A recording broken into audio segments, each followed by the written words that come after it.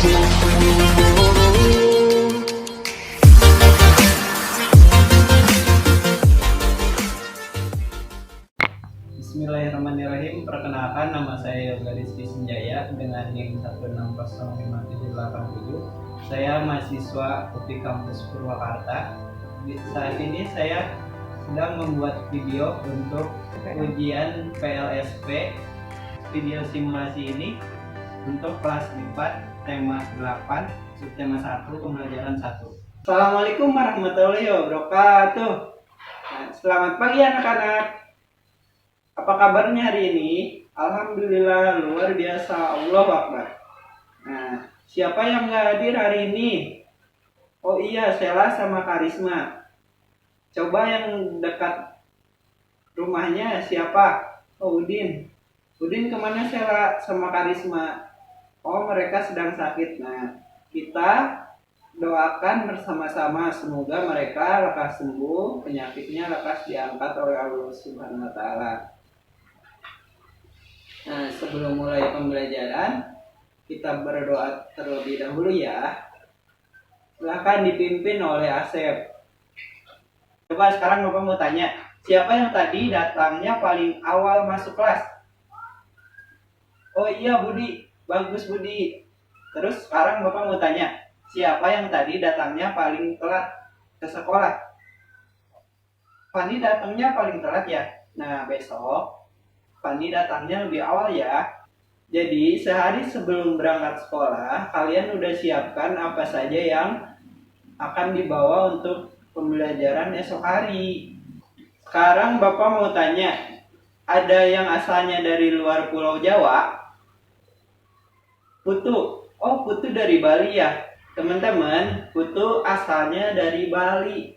Coba Bapak mau tanya kepada Putu. Putu di Bali, di sana ada apa aja Putu?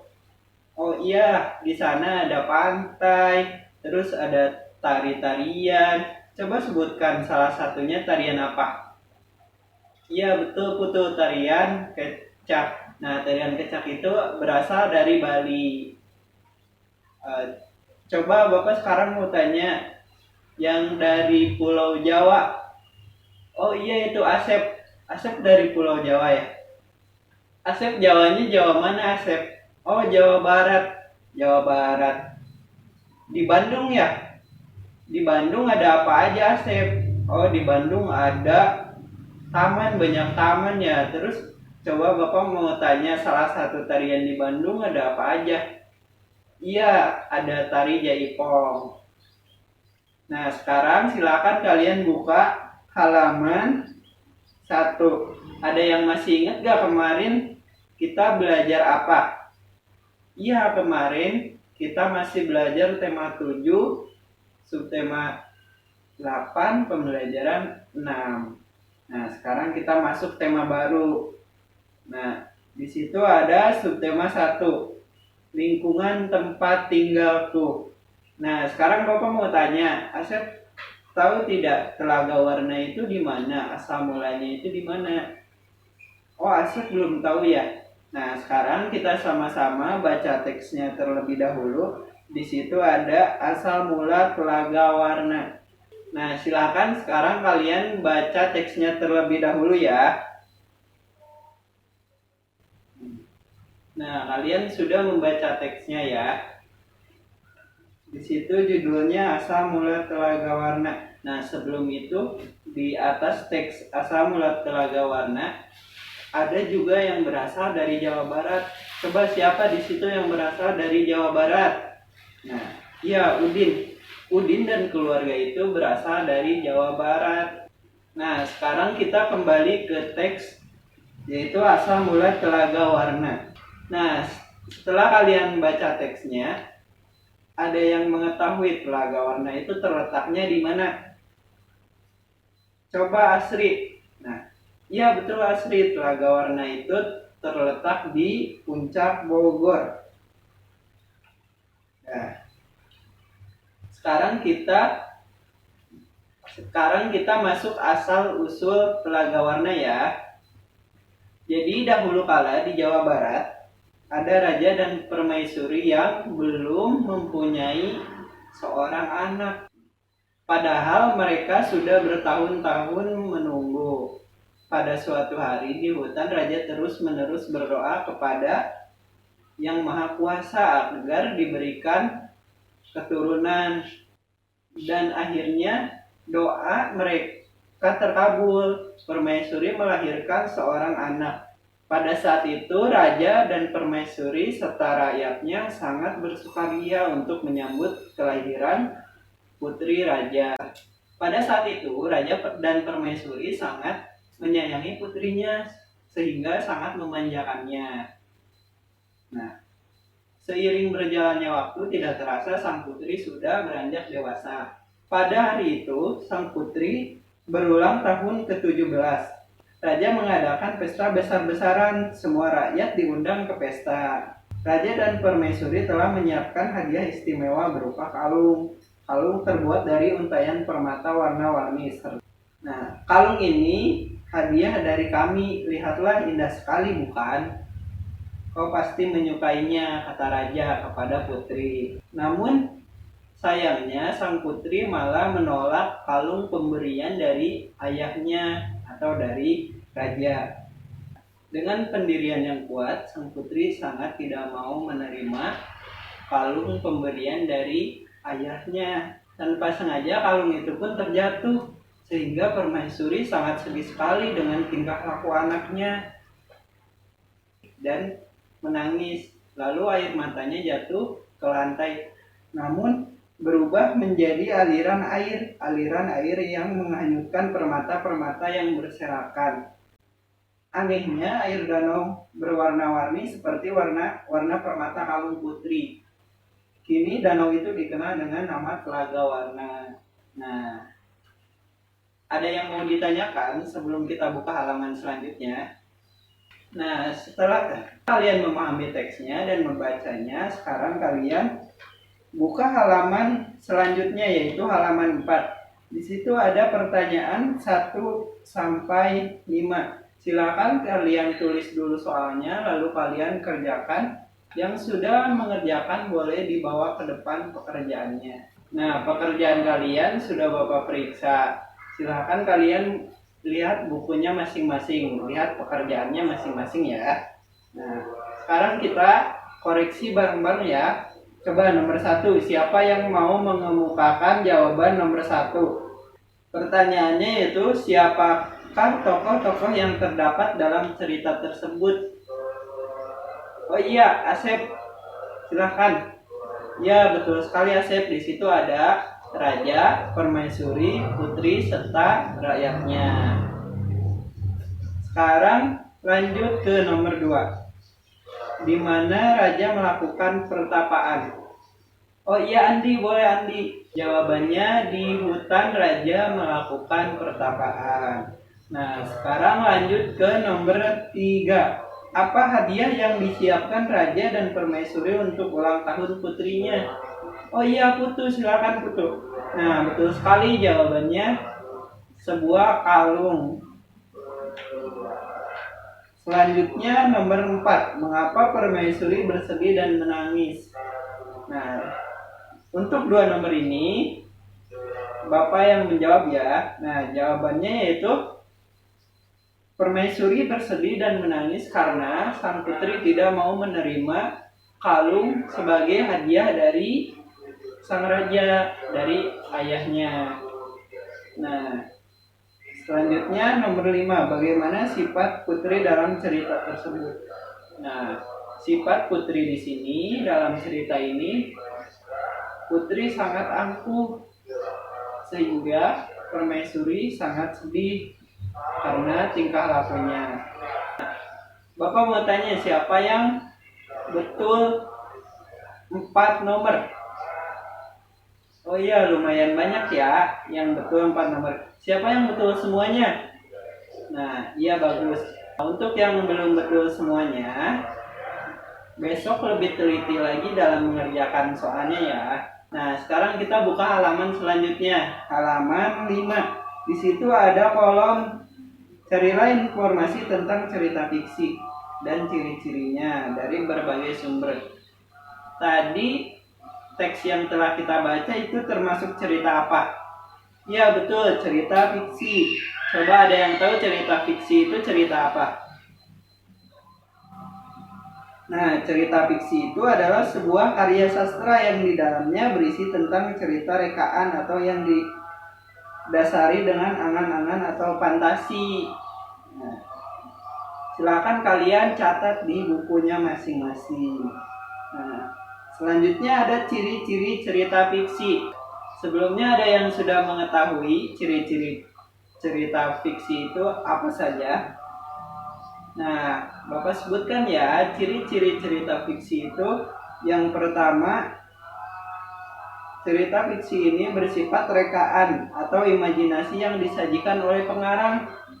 Yang kedua, di dalam sebuah cerita fiksi terdapat kebenaran yang cenderung lebih relatif atau tidak mutlak. Yang ketiga, umumnya cerita ini menggunakan bahasa yang cenderung bersifat konotatif atau bukan yang sebenarnya. Yang kelima, biasanya karya fiksi ini lebih dominan ke emosi atau perasaan seseorang pembaca, bukan logikanya. Nah, sekarang kita buka halaman selanjutnya. Silakan kalian lihat buku paketnya masing-masing. Halaman 6. Di situ ada gambar apa aja? Ya, di situ ada gambar ayunan, perosotan. Nah, biasanya kita menemukan permainan itu di mana? Ya, di sekolahan. Identiknya di TK. Dulu kita waktu sekolah kita bermain ayunan serta perosotan. Di situ ada gambar Udin menarik ayunan, kemudian Udin mendorong ayunan. Udin telah memberikan gaya pada ayunan itu. Apakah yang dimaksud dengan gaya? Di sini ada yang sudah mengetahui gaya itu apa? Nah, gaya adalah suatu kekuatan yang mengakibatkan benda yang dikenainya dapat mengalami gerak, perubahan kedudukan atau perubahan bentuk. Gaya juga dapat diartikan sebagai tarian atau dorongan yang dapat mempengaruhi keadaan suatu benda. Selain gaya, ada juga gerak. Ada yang sudah mengetahui gerak itu apa? Ya, Putu, silakan baca di buku halaman 7 dengan suara yang lantang ya.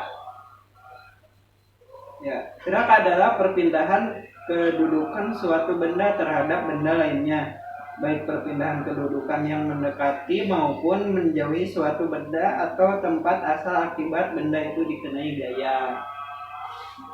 Nah, ada yang ditanyakan, silahkan. Nah, sekarang kita lanjut ke halaman selanjutnya ya. Nah, di situ ada Udin sedang mendorong dan menarik meja.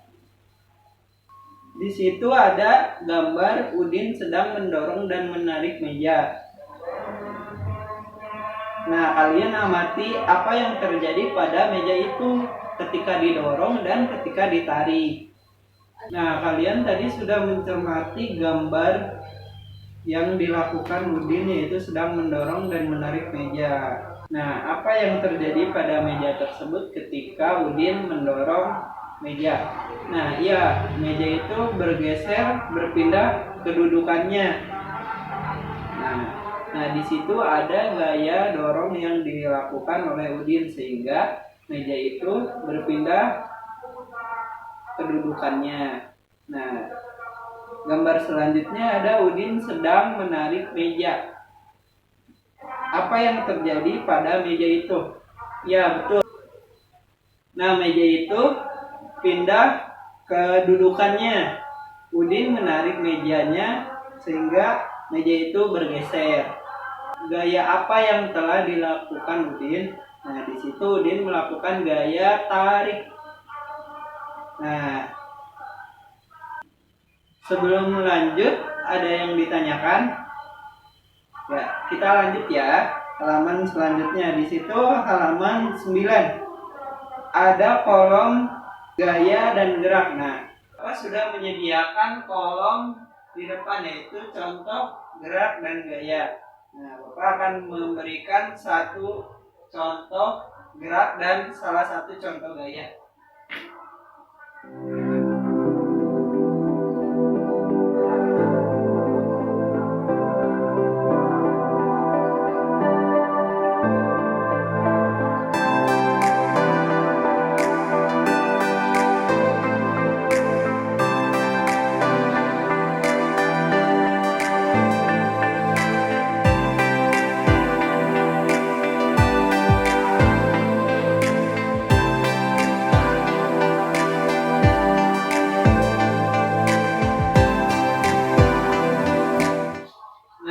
di sini ada contoh gerak yaitu mendorong meja. Sedangkan contoh gayanya gaya dorong. Dari gerak itu mendorong meja terdapat gaya dorong. Nah, silakan kalian lanjutkan untuk mengisi nomor 2 dan selanjutnya. Silakan yang bersedia ke depan nanti mendapatkan nilai tambahan dari Bapak. Nah, di sini Asep dan Nudin telah menuliskan contoh gerak dan gaya. Berikan tepuk tangan buat Asep dan Nudin. Nah, kita bacakan bareng-bareng ya. Yang pertama, menarik meja, termasuk gerak, dan gayanya yaitu gaya tarik. Nah, ini pekerjaan dari salah satu contoh dari Udin. Betul apa salah? Ya, betul. Jawabannya yaitu menarik meja dan gayanya gaya tarik. Nah, terima kasih kepada Asep dan Udin telah berani menuliskan pendapatnya. Jadi hari ini kita telah belajar apa aja? Siapa yang mau berpendapat atau mengemukakan pendapatnya? Nah, iya, tadi kita belajar cerita fiksi. Nah, di situ ada cerita Telaga Warna asal usulnya. Lalu kita belajar gaya dan gerak. Nah, kita mencari contoh gaya apa saja dan gerak apa saja. Nah, sebelum pulang Bapak punya oleh-oleh buat kalian di rumah ya. Di sini ada tugas kalian kerjakan di rumah. Nomor 1 sampai nomor 5 serta di sini ada teksnya. Nah, Bapak cukupkan sekian. Terima kasih atas perhatiannya. Besok hari kita harus lebih semangat lagi ya.